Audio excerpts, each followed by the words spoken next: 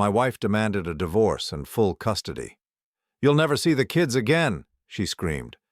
My mother wept, begging me not to accept it. I told the judge, "Give her what she wants." Everyone in the courtroom looked at me with pity. She smiled victoriously as she left, unaware that I already had the lab results in my pocket. Her smile lasted until she read the one sentence on the paper that brought her to her knees on the sidewalk. "I'm glad to have you here. Follow my story until the end and comment the city you're watching from so I can see how far my story has reached." I sat in that courthouse chair, my hands folded calmly in my lap, watching my wife of 39 years destroy what was left of our family with a smile that could cut glass. The manila envelope in my jacket pocket felt heavier than it should have, considering it contained just 3 sheets of paper. But those 3 sheets held the power to change everything. "Your Honor," Brooks' attorney was saying, his voice echoing off the marble walls of courtroom B, "my client is asking for full custody of the minor children, along with spousal support of $4,000 per month and 50% of all marital assets." The judge, a woman in her 60s with silver hair pulled back severely, glanced at me over her reading glasses. "Mr. Holloway, how do you respond to these requests?" I could feel my mother's eyes boring into the side of my head from the gallery behind me. At 85, she still had the posture of a schoolteacher, and I knew without looking that her mouth was pressed into that thin line she got when she was trying not to cry. She'd begged me not to come today. "Philip," she'd said just this morning, gripping my arm with hands that had grown fragile but never weak. "You don't have to give her everything. Fight for something." But she didn't understand. None of them did. "I accept all terms as presented," I said, my voice steady. The courtroom fell silent except for the hum of the old fluorescent lights overhead. Brooks' lawyer blinked. My own attorney, David Chen, a sharp young man I'd hired just 3 weeks ago, leaned forward in his chair. "Your Honor, my client would like a brief recess to discuss—" "No recess necessary," I interrupted, looking directly at the judge. "Give her what she wants." The judge frowned, studying me with the expression of someone who'd seen too many broken marriages but never quite like this. "Mr. Holloway, I want to be certain you understand what you're agreeing to. You're relinquishing custody of your 30-year-old daughter, Sophie, who still lives at home, and you're accepting a significant financial burden. Are you sure about this decision?"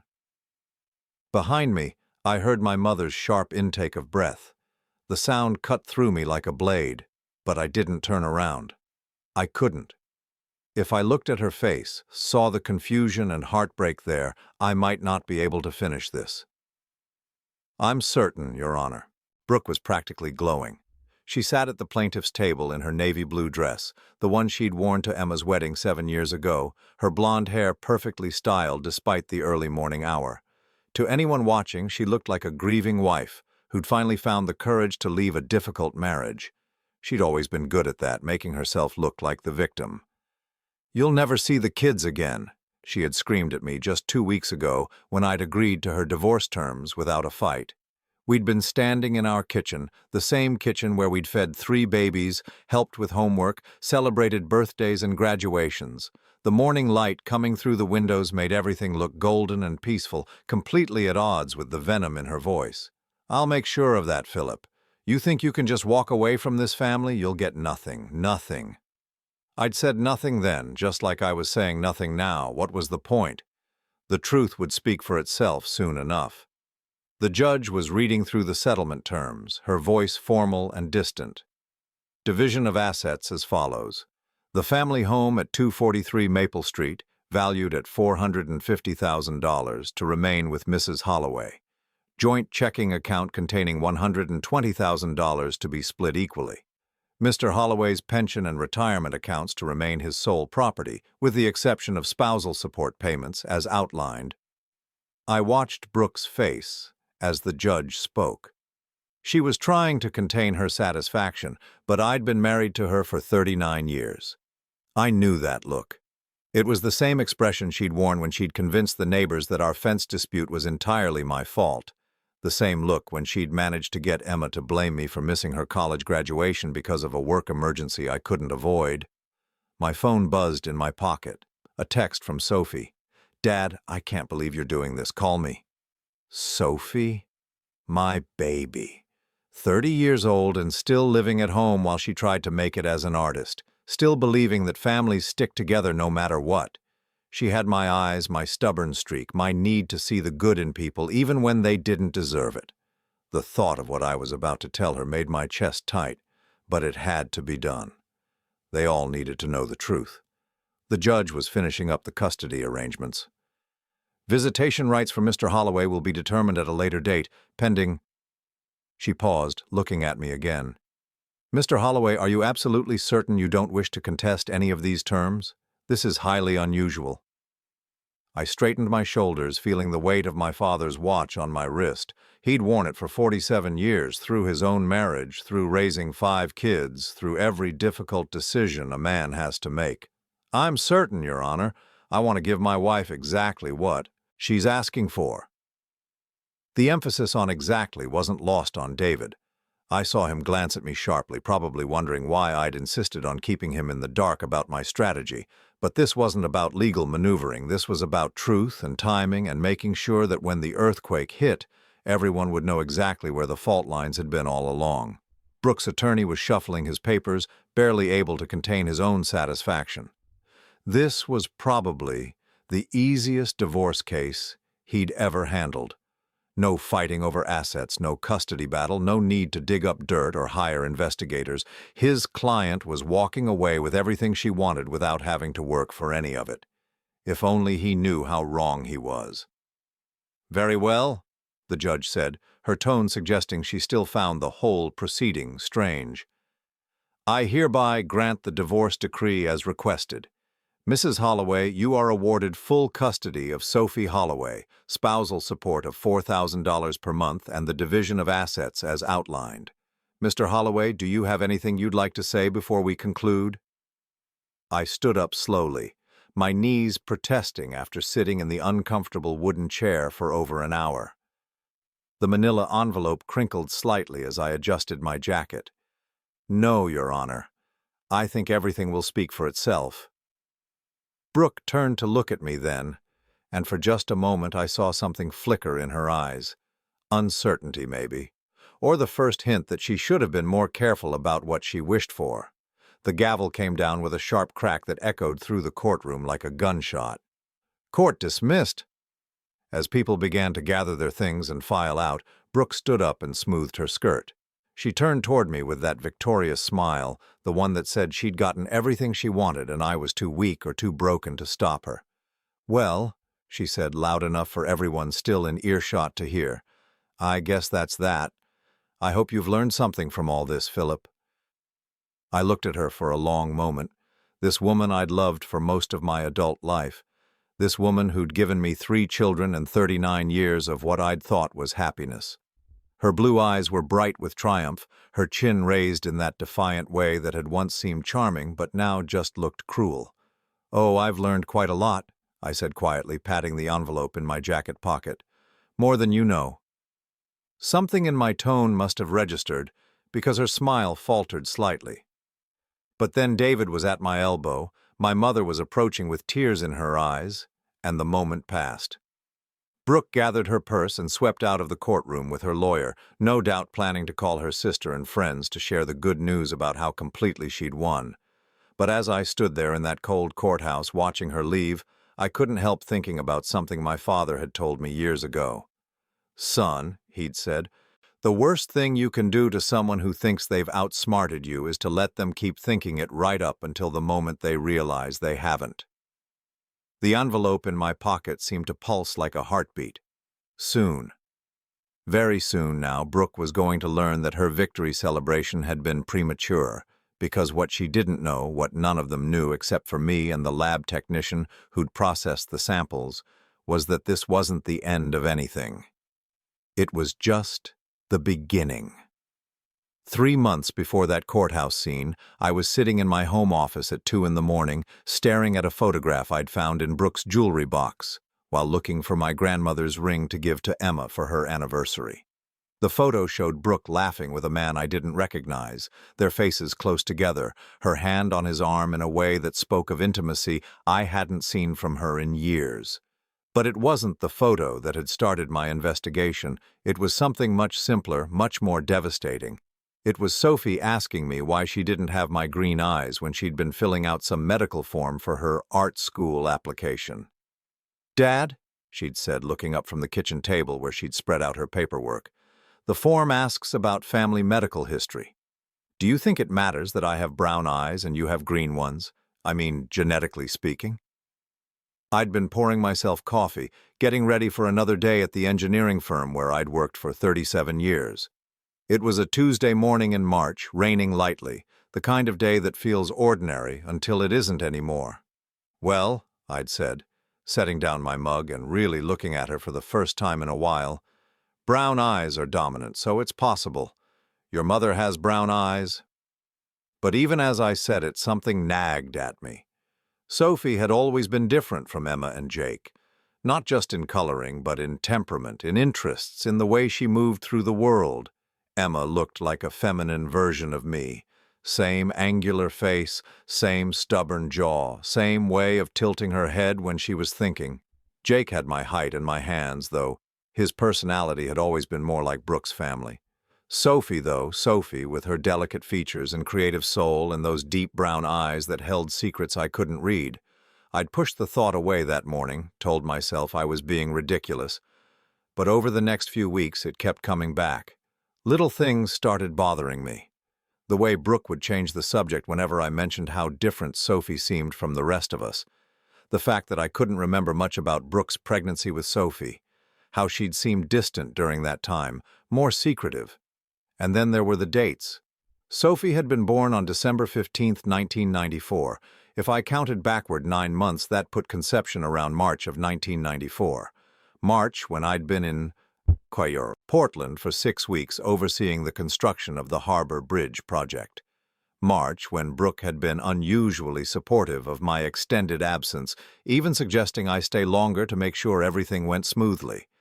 At the time, I'd thought she was just being understanding about my work. Now, sitting in my office with that photograph in my hands, I wondered if she'd had other reasons for wanting me out of town. I'd started paying attention differently after that. Really watching, really listening. I noticed how Brooke's college friends would sometimes exchange glances when Sophie was mentioned.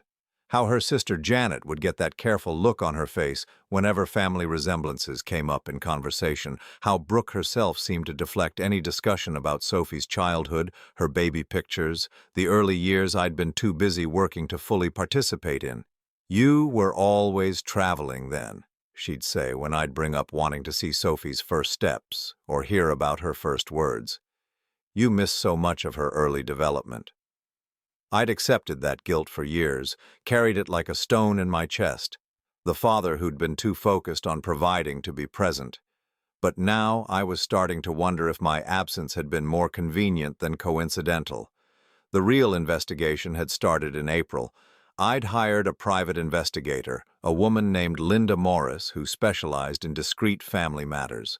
She was in her 50s, gray-haired and professional, with the kind of face that people trusted without thinking about why. "Mr. Holloway," she'd said during our first meeting in her downtown office, "I need you to understand that once we start looking into this, there's no going back.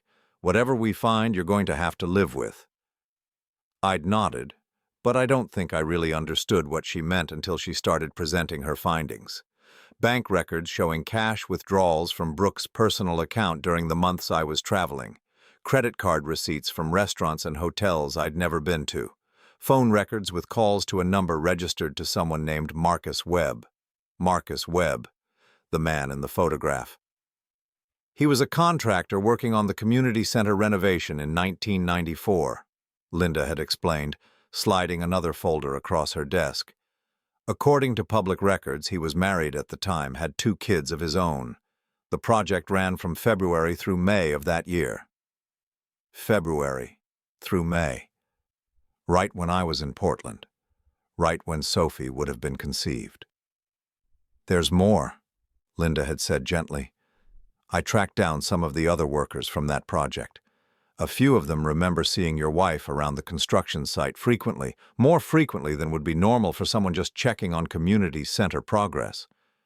I'd stared at the documents spread across her desk, my hands shaking slightly as I absorbed what she was telling me. 30 years. For 30 years, I'd loved Sophie as my own daughter. I'd taught her to ride a bike, helped her with algebra homework, walked her to school when she was afraid of the neighbor's dog.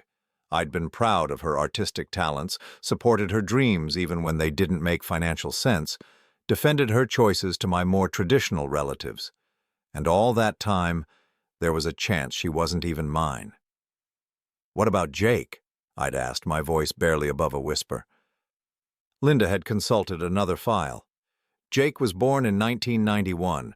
You would have been home during conception, but—" She'd paused, choosing her words carefully. "There are some inconsistencies in the timeline there, too. I found evidence of your wife meeting regularly with a man named David Park during the summer of 1990. He was a tennis instructor at the country club where she was taking lessons. Jake, my son who'd struggled with alcoholism, who'd never quite found his place in the world, who'd always seemed to resent me for reasons I couldn't understand. Suddenly, his hostility made a different kind of sense. And Emma?" I'd forced myself to ask. "Emma appears to be yours," Linda had said, and I'd felt a rush of relief followed immediately by guilt for feeling relieved. "Conception timeline matches, and frankly, she looks exactly like you did at that age. I found your old high school photos in the newspaper archives." So Emma was mine, 1 out of 3. The daughter who'd grown up to be a successful attorney, who'd married well, who called me every Sunday and remembered my birthday, the one who'd always been the most like me, the one who might be the only one who actually shared my blood. Linda had given me the contact information for a discrete DNA testing lab. "You can get the samples without them knowing," she'd explained.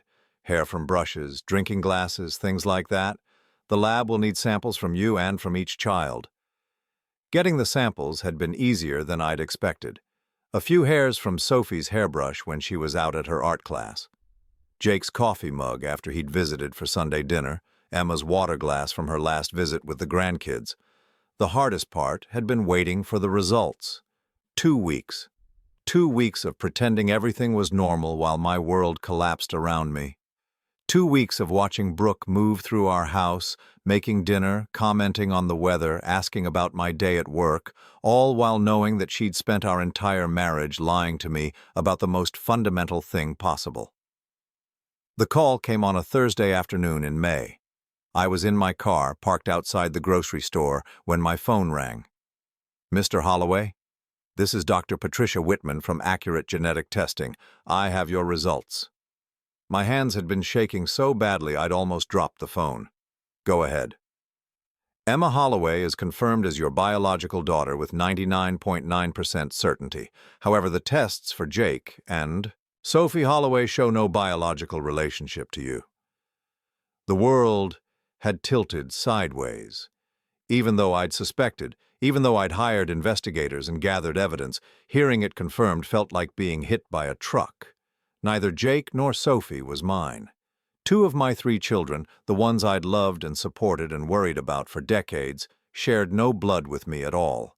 I'd sat in that grocery store parking lot for over an hour, watching people walk in and out with their normal problems, their everyday concerns about what to make for dinner or whether they needed milk or bread. Meanwhile, my entire understanding of my own life was crumbling. That night, I'd gone home and looked at our family photos with new eyes. Christmas mornings, birthday parties, graduations, vacations, all of it built on a lie. All of it tainted by Brooke's deception. But the strangest thing was, it didn't change how I felt about Jake and Sophie. The love was still there, complicated now by hurt and confusion, but still real. They were still the kids I'd raised, even if they weren't the kids I'd made. What had changed was how I felt about Brooke. For 39 years, I'd thought I was married to someone who occasionally frustrated me, who could be demanding and sometimes petty, but who was fundamentally the mother of my children and my partner in life. Now I knew I was married to a stranger. Someone who could look me in the eye every day for 3 decades while keeping secrets that went to the core of who we were as a family. Someone who could let me love children as my own while knowing they weren't. Someone who could build an entire life on a foundation of lies and never lose a moment's sleep over it. That's when I'd started planning. Not for revenge exactly, but for truth. For the moment when all the careful constructions and convenient fictions would finally come tumbling down. Because Brooke had been right about one thing that morning in the kitchen when she'd screamed at me about the divorce. I did think I could walk away from this family, but not the way she thought and not for the reasons she assumed. I was walking away because they weren't my family at all, and it was time for everyone to know it. The call came exactly 1 week after the divorce was finalized. I was sitting in my new apartment, a modest 2-bedroom place downtown that I'd rented the day after moving out of the house on Maple Street. The morning sun streamed through unfamiliar windows, casting shadows across boxes I hadn't yet unpacked, when my phone buzzed with David Chen's number. "Philip, we need to meet, today if possible." His voice was tense in a way I hadn't heard before. "Brooke's attorney contacted me this morning. Apparently she wants to discuss modifying the custody arrangement." I set down my coffee cup, feeling the first spark of satisfaction I'd experienced in months. Modifying it? How? "She's asking for a formal no-contact order, complete severance of your parental rights to Sophie. She claims you've been—" He paused, choosing his words carefully. "She claims you've been harassing the family, trying to manipulate Sophie against her." Of course she was. I'd been waiting for this move, actually surprised it had taken her a full week to make it. Brooke couldn't stand not having complete control, and my calm acceptance of the divorce terms had clearly unsettled her more than she'd expected. "When can you meet?" I asked. 2 o'clock? My office? "I'll be there. And David, bring your calendar. We're going to need to schedule a few more meetings after this one." The law offices of Chen and Associates occupied the 15th floor of a glass building that overlooked the river. I'd always liked David's approach to legal work, methodical and thorough without being unnecessarily aggressive. Today, though, I needed him to understand that methodical wasn't going to be enough. He was waiting for me in the conference room, case files spread across the mahogany table, looking every bit the serious young attorney who'd graduated top of his class from Columbia. What he didn't look like was someone prepared for the conversation we were about to have. "Philip," he said as I settled into the chair across from him, "I have to ask you directly. Have you been contacting Sophie? Brooke says you've been calling her, showing up at her art studio, trying to turn her against the divorce settlement." I pulled the manila envelope from my jacket pocket and placed it on the table between us. The same envelope I'd carried to court a week ago, its contents still sealed and waiting for the right moment. "I haven't contacted Sophie at all," I said quietly, "but I think it's time she contacted me." David frowned, looking at the envelope. "What's this about?" "Open it." He hesitated, then broke the seal and pulled out the 3 sheets of paper inside. I watched his face change as he read the letterhead from Accurate Genetic Testing, watched his eyes widen as he absorbed the results, watched his professional composure crack as he understood what he was looking at. "Jesus Christ, Philip." He looked up at me, then back at the papers. "How long have you known about this?" "Since May. I had the test done 2 months before Brooke filed for divorce." "And you didn't tell me?" His voice was sharp now, the tone of an attorney who'd just realized his client had been playing a much deeper game than anyone suspected. "Do you understand what this means? What we could have done with this information during the proceedings?" I leaned back in my chair, studying his face. David was a good lawyer, but he was young. He still thought about legal battles in terms of winning and losing, tactics and strategy. He didn't understand that sometimes the most powerful move is the one your opponent never sees coming. "What it means," I said carefully, "is that Brooke has been living a lie for 30 years, and now she's about to find out that lies have consequences." David was scanning the documents again, his legal mind already working through the implications. "This changes everything. Custody, support obligations, asset division. If Sophie and Jake aren't your biological children, then Brooke has been committing fraud for 3 decades. making me financially responsible for children that weren't mine, while sleeping with other men and passing their children off as mine. The words hung in the air between us, like a challenge. David set the papers down and looked at me with new eyes, finally understanding that the quiet, agreeable client he thought he knew had been something else entirely. "Why didn't you use this during the divorce?" he asked. "Because I wanted to see how far she'd go. I wanted to know exactly what she thought she could get away with." I reached for the papers, carefully placing them back in the envelope. "And because I wanted her to feel safe, confident, victorious."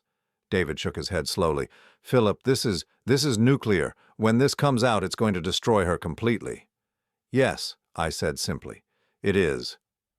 He was quiet for a long moment, staring out the conference room windows at the city below. When he spoke again, his voice was different, more cautious. "What do you want to do with this information?" "I want to schedule a family meeting, all of them. Emma, Jake, Sophie, Brooke. I want them all in one room when I tell them the truth." "That's—" He paused, clearly struggling with the ethics of what I was proposing. "That's going to be devastating for the kids, for Sophie especially." I felt the familiar tightness in my chest, the same pain that had been my constant companion since that phone call from Dr. Whitman. Sophie, my baby girl, who'd inherited her artistic soul from someone I'd never met. Jake, my troubled son, whose anger and resentment suddenly made perfect sense. "They deserve to know the truth," I said. "All of them. Emma deserves to know she's my only biological child. Jake and Sophie deserve to know why they never quite fit, why they always felt different, and Brooke—" I paused, feeling something cold and final settle in my chest. "Brooke deserves to face what she's done." David was taking notes now, his pen moving across the legal pad in quick, precise strokes. "We'll need to think about this carefully. The timing, the setting, how we present the information, and we'll need to consider the legal ramifications. This could affect child support obligations, inheritance rights, a dozen other things."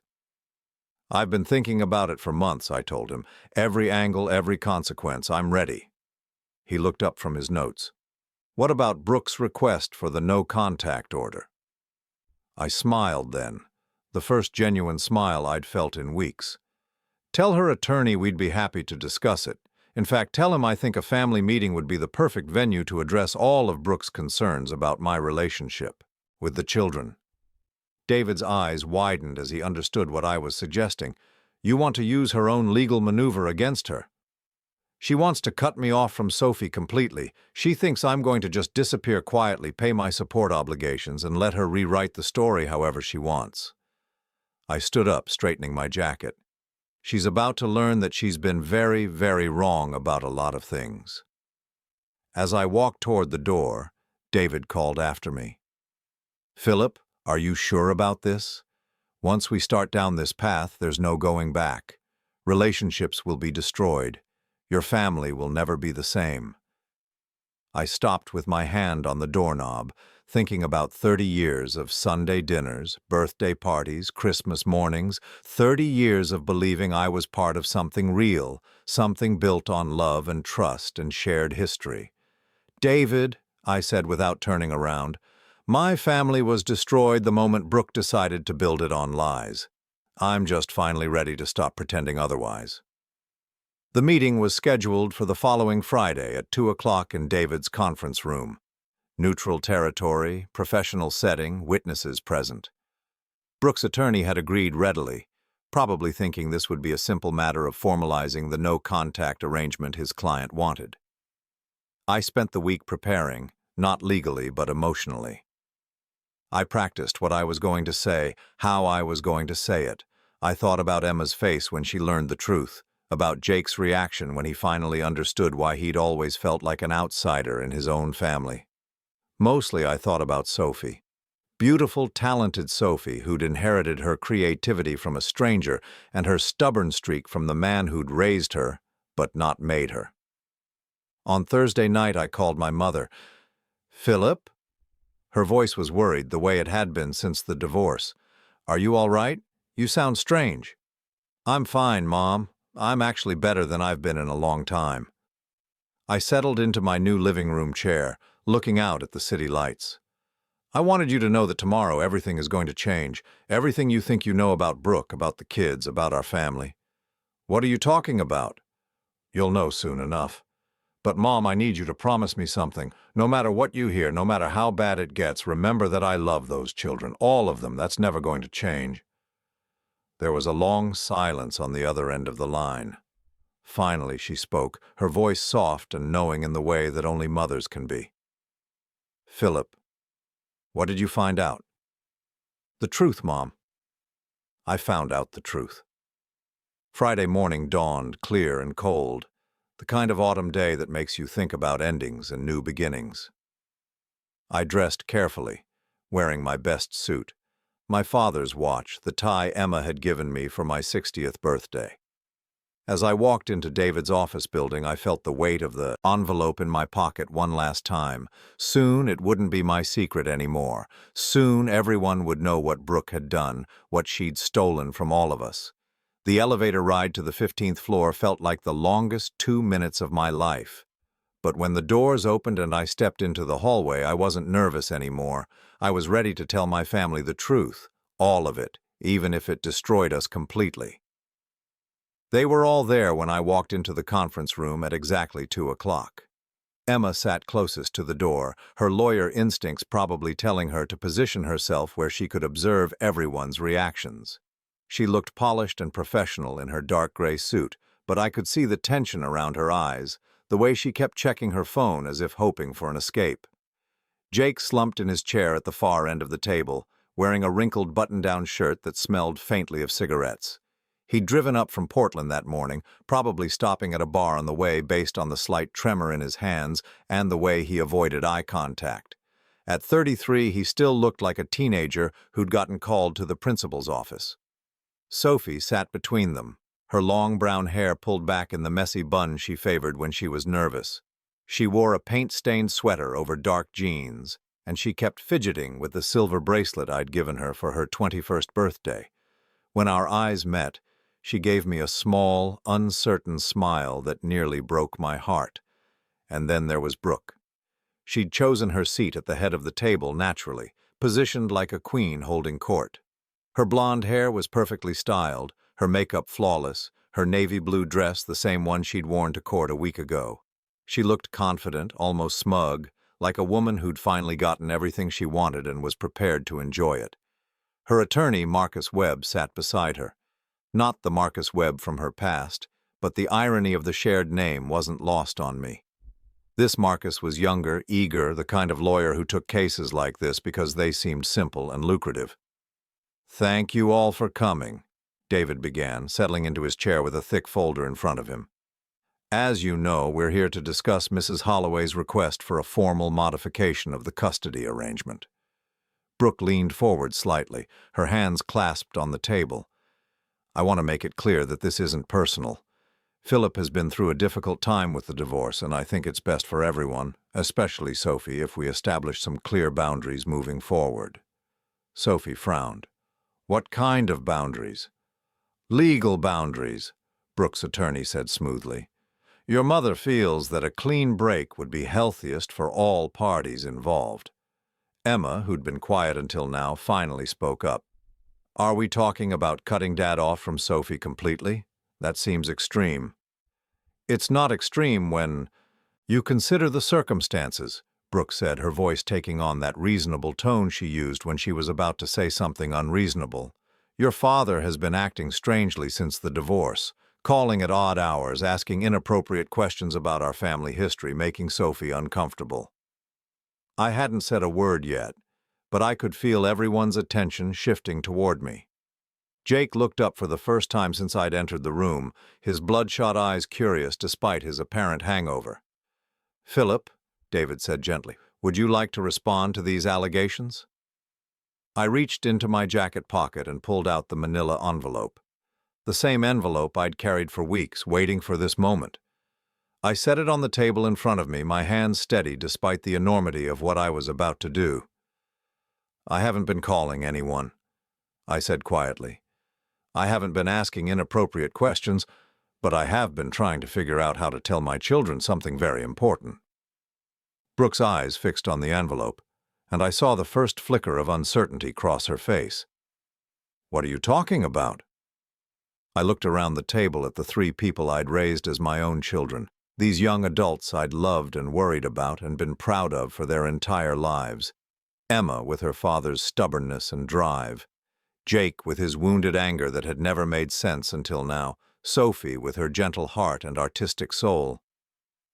"I'm talking about the truth," I said, "about who we really are as a family, about lies that have been told for 30 years.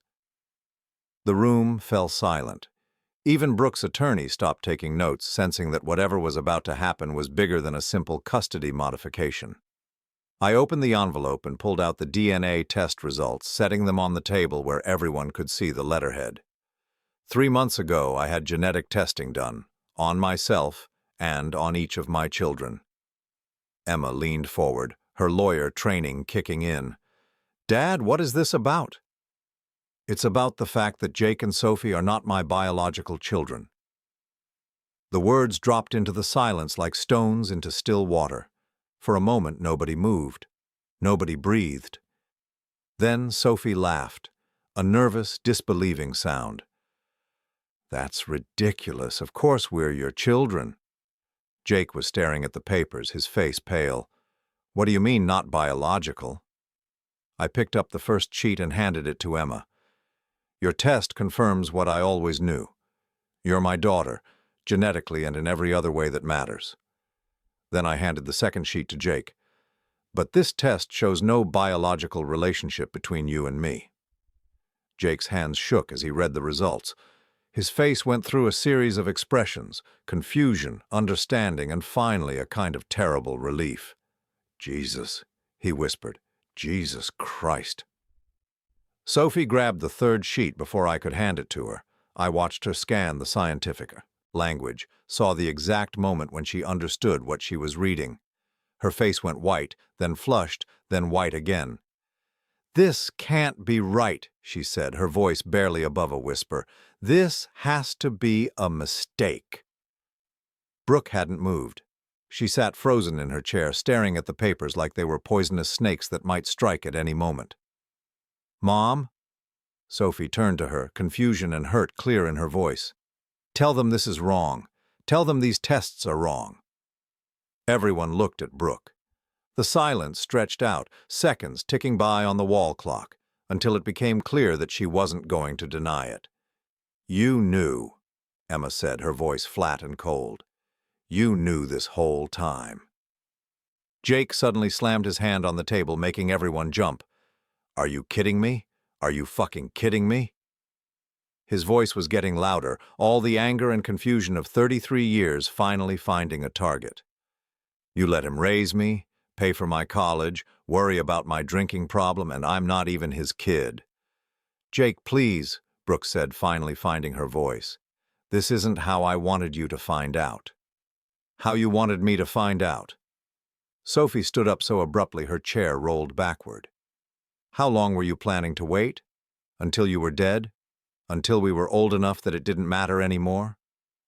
Emma was still reading through the test results, her legal mind processing the implications. "Mom, this affects inheritance rights, support obligations, medical decisions. How could you keep this secret for 30 years? Brooke looked around the table at her children, at me, at the lawyers who were witnessing the complete destruction of our family's foundation. When she spoke, her voice was defensive, almost petulant. "I did what I thought was best for everyone. Philip was a good father, a good provider. The biological details didn't matter." "Didn't matter?" Jake's voice cracked. "I spent my whole life feeling like I didn't belong, like there was something wrong with me because I wasn't like him, and it didn't matter?" Sophie was crying now, silent tears streaming down her face.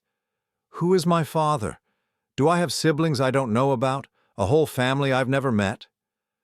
I reached across the table toward her, but she pulled her hand away. The rejection hit me like a physical blow, but I understood it. Everything she thought she knew about herself, about her place in the world, had just been shattered. "I have the names," I said quietly.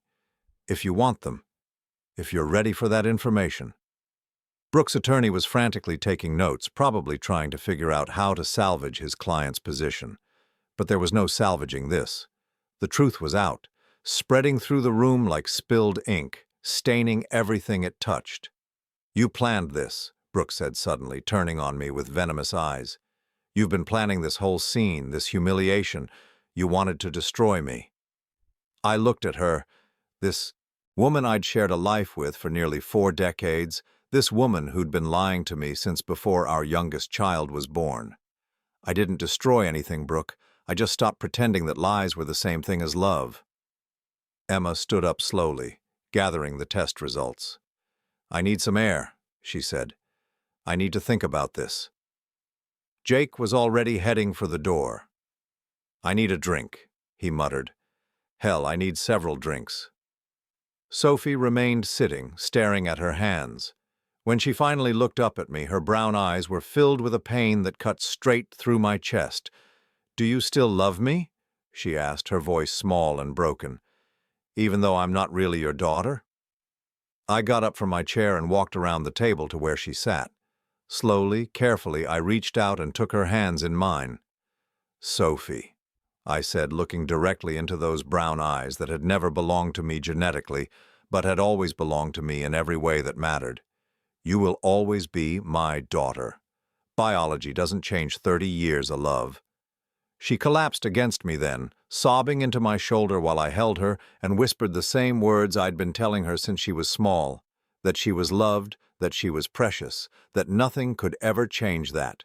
Behind us, Brooke was arguing with the lawyers about legal implications and custody rights, but her voice seemed to come from very far away. All that mattered was Sophie in my arms, and the knowledge that whatever else happened, whatever other relationships were destroyed by the truth, this one might still be salvageable. When Sophie finally pulled away, she wiped her eyes and looked at me with something like her old smile. "I'm still going to call you Dad," she said, "if that's okay." "It's more than okay," I told her. "It's everything." As we left the conference room together, I caught a glimpse of Brooke's face. The confident mask had finally slipped, revealing something desperate and defeated underneath. She'd gotten exactly what she asked for in the divorce proceedings. She just hadn't realized that sometimes getting what you want is the worst thing that can happen to you. The phone call started 3 days after the family meeting. First Emma, then Jake, then Sophie again, each one struggling to process what they'd learned, what it meant for their understanding of themselves and their place in the world. Emma's call came while I was unpacking books in my new apartment, trying to create some sense of normalcy in a space that still felt temporary. "Dad," she said without preamble when I answered, "I need to ask you something, and I need you to be completely honest with me." I set down the copy of Moby Dick I'd been holding, the same edition I'd read to her when she was 8 years old and going through her adventure story phase. "Of course." "Did you know? Before the tests, I mean. Did you suspect that Jake and Sophie weren't yours?" The question I'd been dreading. The one that got to the heart of whether I was a victim or a fool, whether I'd been betrayed or simply willfully blind. "I suspected about Sophie for a few months," I admitted. "Something about the timing never quite made sense, and she's so different from the rest of us. But Jake—" I paused, thinking about all the years of tension between us, all the arguments and disappointments. I convinced myself his problems were just personality differences. It never occurred to me that there might be a biological reason he always felt like an outsider. Emma was quiet for a long moment. When she spoke again, her voice was softer, more vulnerable than I'd heard it in years. "I keep thinking about Christmas mornings when we were kids. How you'd always make sure Jake and Sophie got the same attention I did, even when they were being difficult. How you never played favorites even though—" She trailed off. "Even though you were the only one who was actually mine?" "Yeah." Her voice cracked slightly. "How did you do that? How did you love them the same?" I walked to my new living room window, looking out at the city below. Somewhere out there, Jake was probably drinking himself into oblivion, trying to process 33 years of feeling like he didn't belong. Somewhere else, Sophie was staring at a canvas, wondering if her artistic talent came from a stranger she'd never met. "Because they were yours too," I said finally. "Maybe not biologically, but in every way that actually matters. I changed their diapers, walked the floor with them when they were teething, taught them to ride bikes and helped with homework. Biology is just genetics, Emma. Love is a choice you make every day." She was crying now, soft sniffles that reminded me of the little girl who used to crawl into my lap when she was scared. "I'm so angry at her, Dad, at Mom. How could she do this to all of us?" That was the question I'd been asking myself for months, ever since Dr. Whitman's phone call had confirmed what I'd started to suspect. How does someone build a life on a foundation of lies and never lose sleep over it? "I don't know," I said honestly. "I thought I knew her, but apparently I never really did." The second call came from Jake, and it was harder.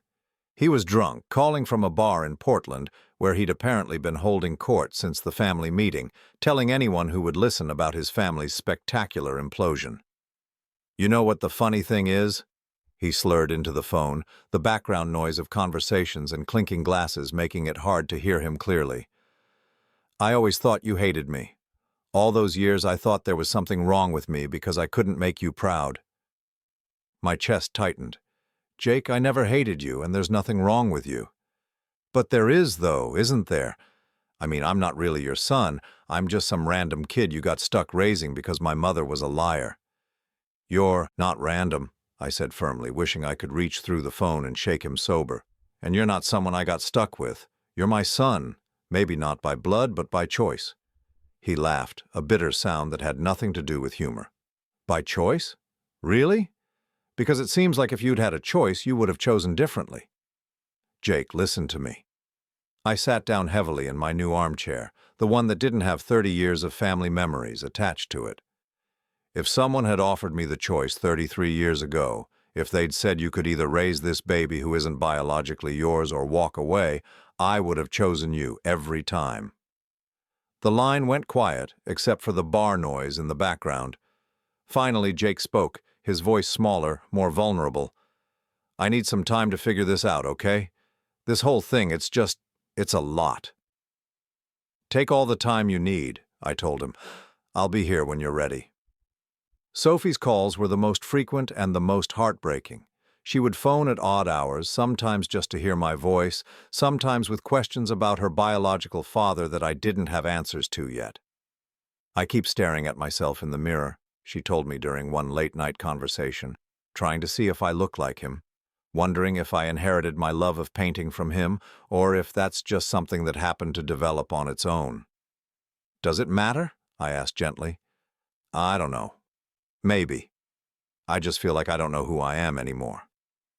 She paused, and I could hear her moving around her apartment, probably pacing the way she did when she was anxious. "Mom won't talk about him. Every time I bring it up, she changes the subject or starts crying." Brooke, the woman who'd orchestrated this entire deception, was now playing the victim, making her children feel guilty for wanting to know the truth about their own origins. "I have his name," I said. "And the private investigator I hired found some information about him. When you're ready, I can share what I know. What if he doesn't want to meet me? What if he has a whole other family and doesn't want his past mistakes showing up on his doorstep?" The pain in her voice was almost unbearable. This beautiful, talented young woman was now questioning her very existence, wondering if she was just a mistake someone wanted to forget. "Sophie, you're not a mistake. You're one of the best things that ever happened to my life, regardless of genetics. And if your biological father can't see that, then he's the one missing out." But the hardest call wasn't from any of my children. It was from Brooke herself, exactly 1 week after the family meeting. I almost didn't answer when her name appeared on my screen. We'd had no contact since that day in the conference room when her carefully constructed world had come crashing down. But curiosity got the better of me. "What do you want, Brooke?" Her voice was different than I'd ever heard it before, stripped of its usual confidence and manipulation. She sounded tired, defeated. "I want to explain." "Explain what? How you lied to me for 30 years? How you let me raise children as my own while knowing they weren't. How you built our entire marriage on deception. Please, Philip, just please listen. Something in her tone made me pause. This wasn't the Brooke who'd smiled victoriously in the courtroom or the one who'd demanded a no-contact order. This was someone who sounded genuinely broken. I'm listening. She took a shaky breath. It wasn't supposed to happen the way it did. With Marcus, it was just, you were gone so much in those days, and I was lonely and he was there. So you had an affair. That doesn't explain the lies, Brooke. That doesn't explain letting me believe Sophie was mine. Because by the time I realized I was pregnant, I wasn't sure whose baby it was. And you were so happy when I told you. You'd been talking about wanting another child, and when I saw your face. She trailed off, crying now. So you decided to just hope for the best? I decided to give our family the best chance I could. You were a wonderful father, Philip. Better than Marcus would have been. Better than David would have been with Jake. David, the tennis instructor. Another name, another betrayal. You had no right to make that decision for me, I said, my voice harder than I'd intended. You had no right to steal 30 years of my life.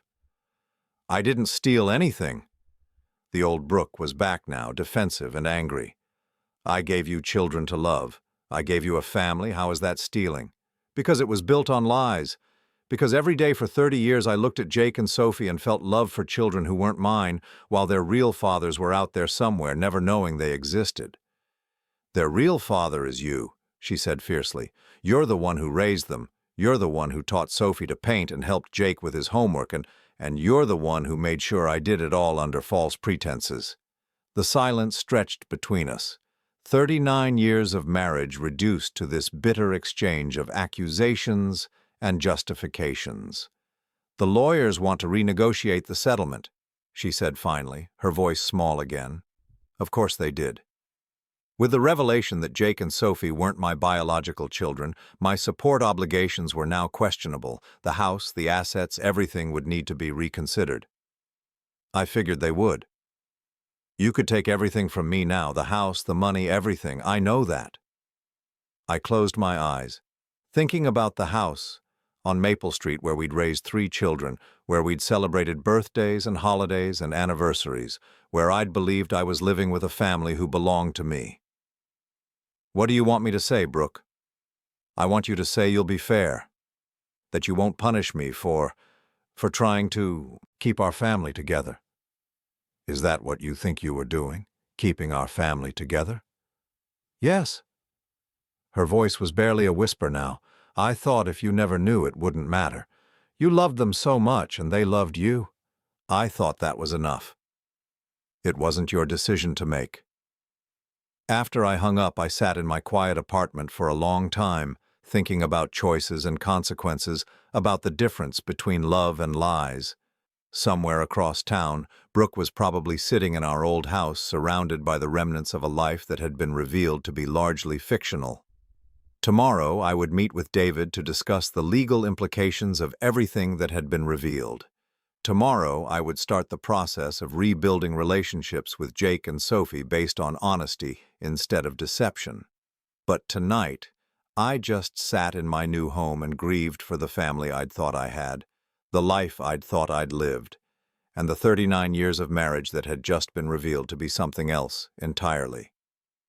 The truth had set me free, but freedom, I was learning, could be a lonely place to start over. 6 months after the family meeting, I was sitting in Sophie's art studio, watching her put the finishing touches on a painting that took my breath away.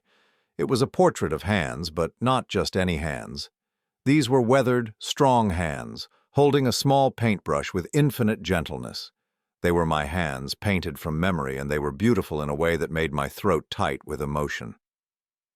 "Do you like it?" she asked, stepping back to study her work with the critical eye she'd developed over years of turning pain into art. "I love it," I said honestly. "But why my hands?"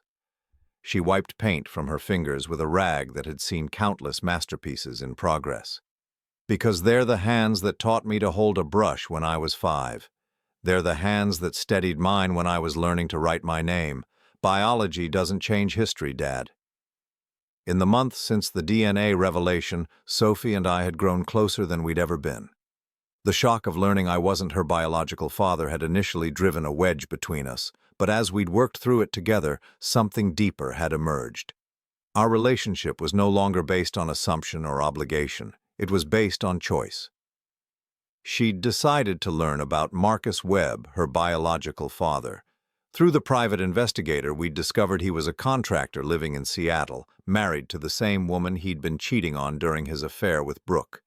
He had 2 legitimate children, both grown, and when Sophie finally contacted him, his response had been predictably disappointing. "I made mistakes when I was younger," he'd told her during their one and only phone conversation. "I don't need them showing up now to complicate my life." His rejection had hurt her, but it had also clarified something important. As she'd said to me afterward, "A father isn't the person who donates DNA. A father is the person who shows up every day for 30 years. Jake's journey had been harder. He'd spent 3 months in rehab after our family meeting, finally admitting that his drinking wasn't just about feeling like an outsider in our family, but about feeling like an outsider everywhere. Learning about David Park, his biological father, had provided some answers, but not necessarily comfort. David was a successful businessman now, remarried with teenage children who knew nothing about his affair with Brooke 33 years ago. Unlike Marcus, he'd been willing to meet Jake, even eager to establish some kind of relationship. "He wants to get to know me," Jake had told me during one of our weekly coffee meetings, a new tradition we'd started as part of rebuilding our relationship on more honest ground. "He keeps talking about how I inherited his business sense, his ambition. But the thing is, I don't want his business sense. I don't want to be like him." "What do you want?" I'd asked. "I want to be like you," he'd said simply. "Maybe not genetically, but in the ways that matter. I want to be the kind of man who sticks around when things get hard, who keeps his commitments, who chooses his family every day instead of just getting stuck with them." Emma had become the bridge between all of us, using her legal training and natural diplomacy to help navigate the complex emotional and practical implications of our new reality. She'd been the one to suggest family therapy, something I'd initially resisted but had come to appreciate. "We need to learn how to be a family again," she'd said during one of our sessions with Dr. Martinez, a patient woman in her 50s who specialized in family trauma. "But this time, we need to do it honestly." The therapy had helped all of us, even revealing some things about Emma's own struggles with the revelation. As the only biological child, she'd felt guilty about her genetic connection to me, worried that Jake and Sophie might resent her for it. "I keep thinking I should feel special because I'm your real daughter," she'd admitted during one particularly difficult session. "But then I feel terrible for thinking that because it implies that Jake and Sophie are somehow less real." "You're all real," I'd told her, and I'd meant it. "Being my biological daughter doesn't make you more my child than Jake and Sophie are. It just makes you my child in a different way." The legal settlement with Brooke had been finalized 3 months ago. With the DNA results in evidence, the original divorce agreement had been modified significantly. I was no longer obligated to pay spousal support, and my child support obligations for Jake and Sophie had been adjusted to reflect their changed status. Brooke had kept the house, but she'd had to take out a significant mortgage to buy out my equity. She'd also started working for the first time in decades, taking a job as an administrator at a dental office. The woman who'd once lived off my income was now struggling to make ends meet on her own. I should have felt vindicated. Instead, I mostly felt sad. "Do you think she's learned anything from all this?" Sophie asked me one day as we walked through the park near her studio. "I think she's learned that actions have consequences," I said. "Whether that's the same as learning she was wrong, I don't know." Brooke and I had no contact now except through lawyers when necessary. She'd made a few attempts to reach out in the months immediately following the revelation, but they'd all been focused on damage control rather than genuine remorse. "I think she still believes she was protecting the family," Emma had observed. In her mind, she was the victim of circumstances, not the architect of deception. Maybe she was right. Maybe Brooke would never fully understand what she'd stolen from all of us, all those years of authentic relationship that had been poisoned by her lies. But I'd stopped needing her to understand. Her understanding wouldn't give me back those years, and it wouldn't change the choices I was making now. My new life had settled into rhythms that felt honest, in a way my old life never had. I'd started teaching part-time at the local community college, sharing my engineering knowledge with students who reminded me why I'd fallen in love with problem-solving in the first place. I'd also started dating, something that felt strange after 39 years of marriage, but also liberating.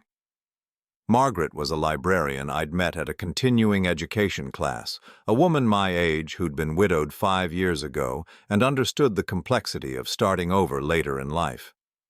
"I like that you're honest about your baggage," she'd told me after our third dinner together. "Too many men our age pretend they don't have complicated histories."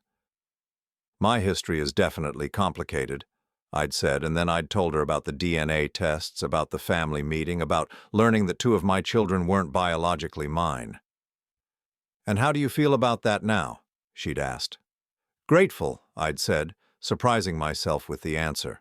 Grateful that I got to be their father anyway. Grateful that love turned out to be stronger than genetics. Grateful that the truth finally came out so we could build something real.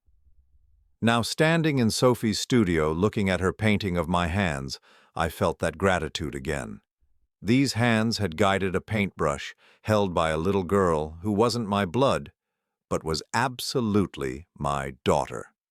They'd signed report cards and permission slips and college applications for children who carried other men's genes but my values. "I have something to tell you," Sophie said, interrupting my reverie. She looked nervous, the way she had as a teenager when she'd needed to confess some minor transgression. "What is it?" "I've been talking to Jake about starting a business together, art therapy, for addiction recovery, combining his experience with sobriety and my art background." My heart swelled with pride, not just for the business idea, but for what it represented. Jake and Sophie, working together, using their shared experience of feeling like outsiders to help other people find their place in the world. "That sounds wonderful," I said. "What kind of help do you need?" She grinned, the same grin she'd had as a 5-year-old, presenting me with a crayon drawing she was particularly proud of. "Actually, we were hoping you might consider being our business advisor. Help us with the practical stuff, the planning and organization, if you want to, I mean." I looked around her studio at the paintings that lined the walls, each one a testament to her resilience and talent. I thought about Jake, 6 months sober and working to rebuild his life with the same determination he'd once applied to destroying it. I thought about Emma successfully balancing her career and family while helping hold the rest of us together. These were my children. Not because of DNA, but because of choice. Because of love that had survived the revelation that it was based on something deeper than genetics. "I would be honored," I said. As Sophie hugged me, I felt something settle in my chest that I hadn't experienced in months. Peace. Not the peace of ignorance or denial, but the peace of truth finally told, and relationships rebuilt on solid ground. My mother had been right that day she'd begged me not to give Brooke everything she wanted in the divorce. I shouldn't have given her everything, but in the end, I'd gotten something much more valuable in return. I'd gotten my children back, not as obligations or assumptions, but as choices we made every day to love each other, and for the first time in my 61 years, that felt like enough. That evening, I sat in my apartment with a cup of coffee and called my mother. "How are the kids?" she asked, the way she had every week since the family meeting. "They're good, Mom. We're all good." "And Brooke?" I considered the question. Brooke was struggling financially, isolated from the children she'd manipulated for years, facing the consequences of choices she still didn't fully understand. But she was also an adult who'd made those choices freely, and her consequences weren't my responsibility anymore. "Brooke is living with the results of her own decisions," I said, "just like the rest of us." "Are you happy, Philip?" I looked around my small apartment, thinking about Sophie's painting that would soon hang on my wall, about my coffee meetings with Jake, about Sunday dinners with Emma and her family, about Margaret and the possibility of love that wasn't built on lies. Yes, Mom, I think I finally am. After I hung up, I walked to the window and looked out at the city lights, thinking about second chances and new beginnings. Tomorrow, Sophie and Jake would come over to discuss their business plan. Next week, Margaret and I would go to the theater. Next month, Emma's youngest would have a birthday party where I'd be celebrated as Grandpa, a title that meant more to me now than it ever had when I'd assumed it was my biological right. The truth had cost me a marriage and the family I'd thought I had. But it had given me something better, the family I'd actually chosen and who had chosen me back. In the end, that was enough. It was everything.